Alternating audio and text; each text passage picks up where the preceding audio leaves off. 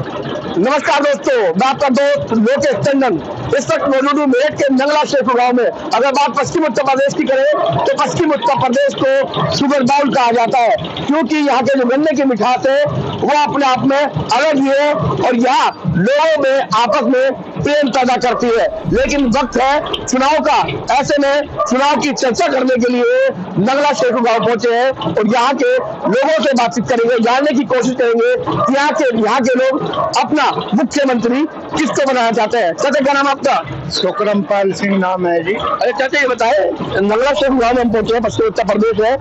पश्चिम उत्तर प्रदेश के लोग किसको मुख्यमंत्री के रूप में देखना चाहते हैं? देखो जी, जो काम योगी जी ने किए हैं, कुछ काम तो बहुत अच्छे किए हैं। अब हम रास्ते में रात बिरात अंधेरे उजाले में कहीं भी चले जा, कोई राजनी वगैरह नहीं है।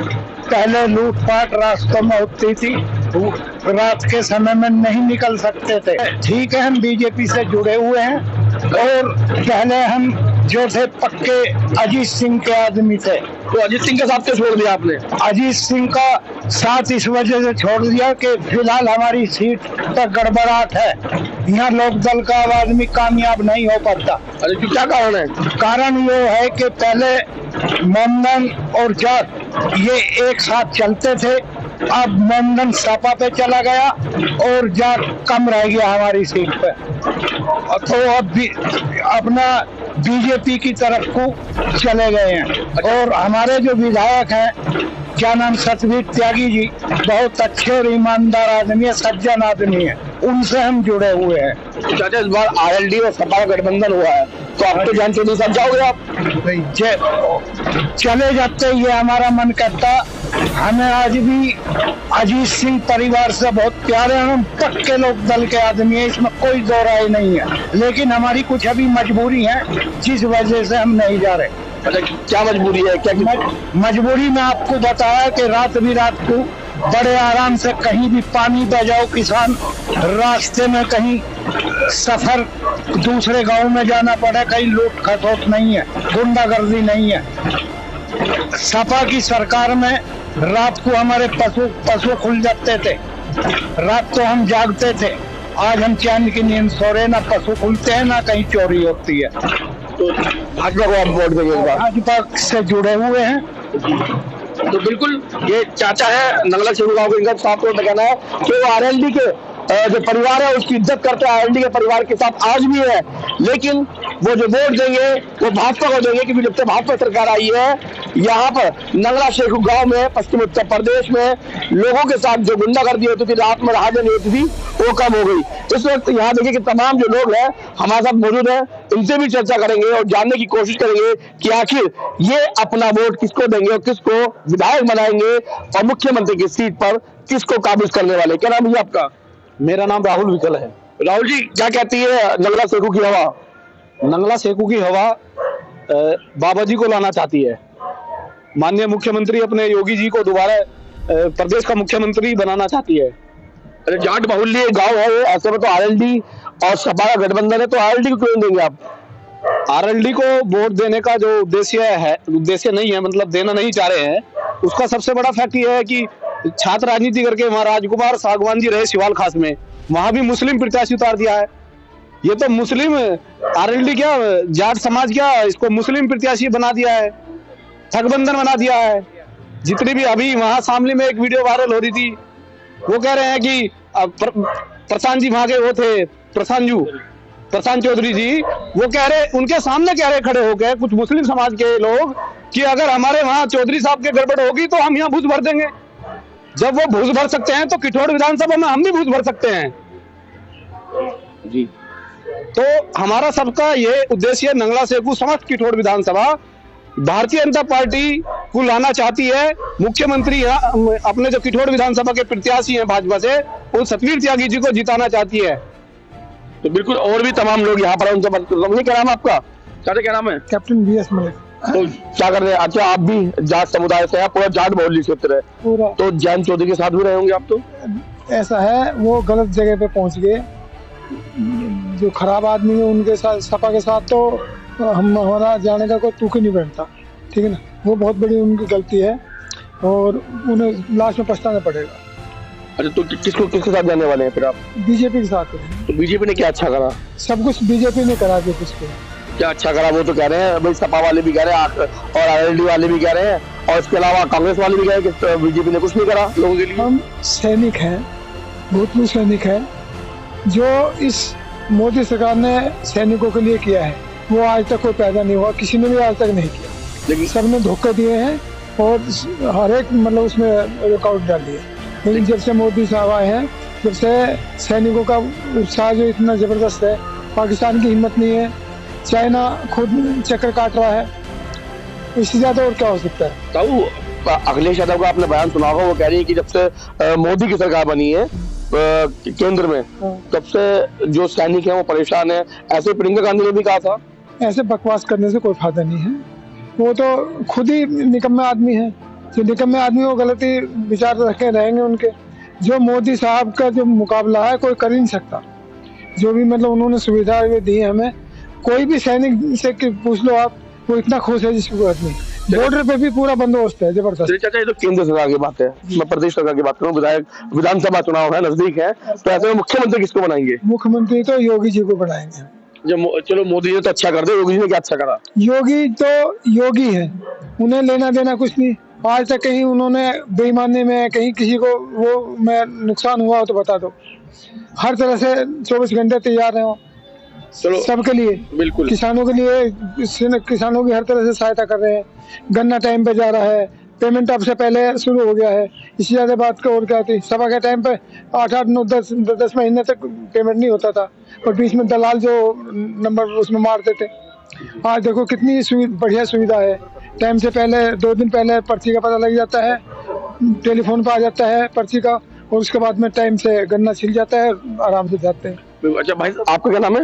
मनोज पाठक नाम है। तो मनोज भाई, किसको वोट देने वाले इस बार आप? इस बार बीजेपी को, हम हर बार बीजेपी को वोट देते हैं, और इस बार भी बीजेपी को खुलकर और अच्छे ढंग से वोट देंगे। तो मुझे लग रहा है आप समर्थक बीजेपी के। भगवा कलर की शर्ट भी आपने पहनी हुई है। हाँ, ये उत्तर प्रदेश। लेकिन मास्क तो मायावती वाला है। मास्क मायावती वाला नहीं है, ये तो सर्जिकल मास्क है, यूनिवर्सल है। लेकिन जो भगवा में हमारा उत्तर प्रदेश हो रहा है, और पूरी तरह से योगी जी के साथ है, तन से, मन से, और पूरी तरह से। चलिए, छोटी बच्ची है, मतलब मैं पहले छोटी बच्ची से बात करूंगा। आप भी देखिए गौर से, इस बच्ची ने बीजेपी का पटका गले में डाला हुआ है और सिर पे भाजपा की टोपी भी लगाई हुई है। चलिए छोटी बच्ची से बात करते हैं। बेटा, क्या नाम है आपका? अवनी मलिक। अवनी मलिक नाम है आपका। अच्छा बेटा, आपने ये बताओ, ये क्यों डाला है? पटका भी डाल रखा है, टोपी भी लगाई, क्यों लगाई? किसने कहा आपसे? ये मैंने अपनी मर्जी के पहने। अपनी मर्जी से? क्यों? क्योंकि मुझे योगी जी और मोदी जी पसंद है। क्यों पसंद है? क्योंकि उन्होंने पढ़ाई में मदद की। पढ़ाई में मदद की बच्चों की? हाँ जी। तो आप भी वोट दोगे योगी मोदी जी को? अभी मैं छोटी थी तो मैं वोट नहीं देती थी, पर मैं सबसे कहूँगी योगी जी और मोदी जी तो वोट देगा। अरे देखिए, ये छोटी बच्ची का हौसला है। मैं कहूँगा सब एक बार ताली बजाए बच्ची के लिए। इस छोटी बच्ची ने ये कहा है कि मैं छोटी हूँ, मैं वोट नहीं दे सकती, लेकिन मैं सबसे जरूर कहूंगी कि योगी अंकल को वोट और मोदी अंकल को वोट दे, क्योंकि उन्होंने बच्चों की पढ़ाई में मदद की है। बेटे, कितनी उम्र है आपकी? 6 साल की। ये 6 साल की बच्ची है जो भाजपा सरकार के साथ है। भाजपा, आपका क्या नाम है? रोहित मलिक। रोहित जी, आपके जाते हैं, आप भी जाट परिवार से हैं, पूरा जो गाँव है ये जाट बाहुल्य क्षेत्र है।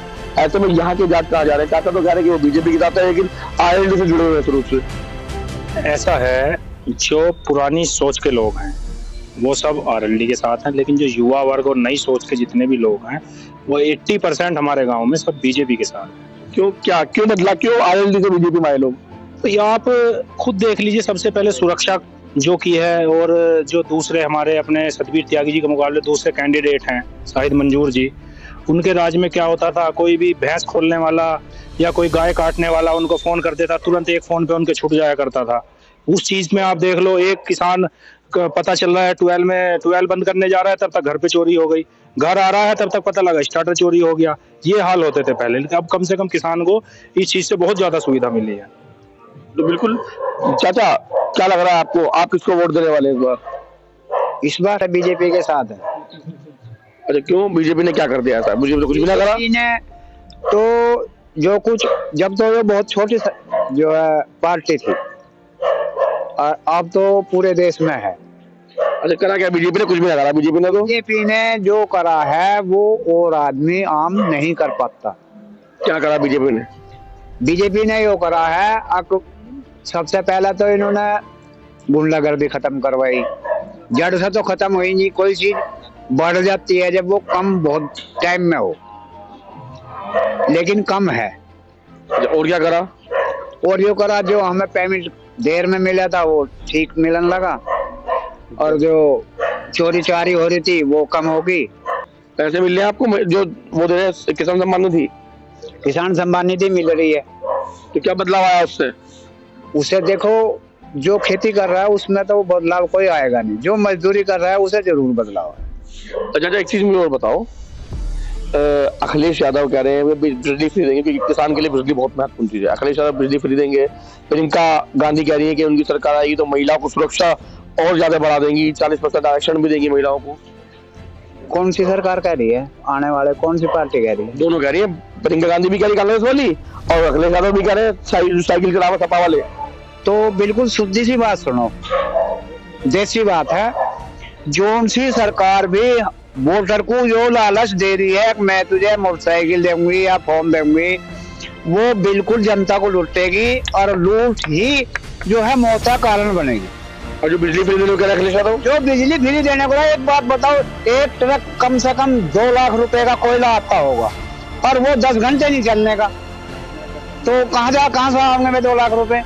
बिजली फ्री कर दी, कहाँ से आओगे?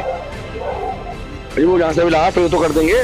फ्री कर देंगे तो हमें काटेंगे ना रे, हम तो बलि के बकरे हो गए भाई, कटेंगे ना हम ही। तो वोट दे आप अखिलेश को? कहेंगे अखिलेश को वोट हम देते जो है उसे दूसरे को, जो एलईडी वाला है। एलईडी वाला तो गठबंधन का है, तो गठबंधन है। आरएलडी वाला अपनी मर्जी से वो जो है टिकट सबको भरवा रहा। जैन चौधरी का तो किस्सा ही ना, कुछ वो बोलता ही नहीं, ना राजनीति का पता, क्या करना तुझे क्या ना करना, किसी वैसे से ही बूझ लेता हम शिवार से। अब भाई जब धरना समाप्त हो गया अब क्या करा जा, अरे दूसरे गैल होता है इनकी, अब 50 नाम भराते कम से कम, अब क्या होंगे? 5 भी नहीं आने ना है, 5 आगे कैसे? आज उनके दादा का तो बहुत नाम था, चौधरी चरण सिंह। दादा का नाम था, दादा के नाम की गैल तो सब जाट है, उसके बाप के नाम की गैल भी है, क्योंकि हमारे मेरठ में जो हवाई अड्डा जो दिया गया केवल उसी की देन है, और जो मील 45 मील लगे हैं यूपी के में पश्चिम में, वो भी उसी की देन। तो फिर उनके पोते के साथ क्यों जा रहे हो आप? उनके पोते के वो गठबंधन में फंस गया ना, वो गठबंधन कहाँ है? तो गठबंधन क्यों है ये? गठबंधन नहीं है, जिसकी भैंस लाठी उसकी है, फिर हो जाओगे ऐसी। तो किसकी भैंस है यहाँ पे? हमें भैंस वाला नहीं चाहिए, लाठी वाला, हमें भैंस चाहिए, लाठी वाला नहीं, भैंस चाहिए। भैंस चाहिए।